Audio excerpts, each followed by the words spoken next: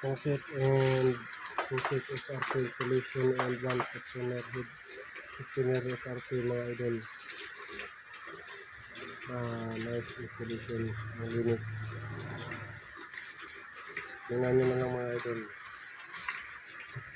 Ang ginagawa namin dyan mga idol is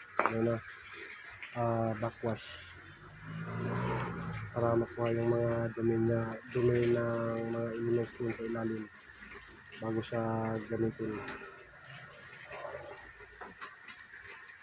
Ang maganda mga idol, before mo pupunta yung tubig sa bahay, dadaan mo na dyan sa mga yan sa filter para supply na dun sa bahay malinis na.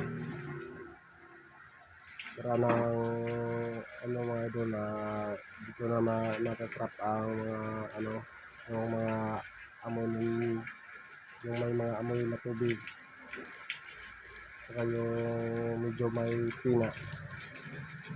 At ito naman mga idol, makita natin yung dalawang dyan, malalaking filter naman dyan mga idol.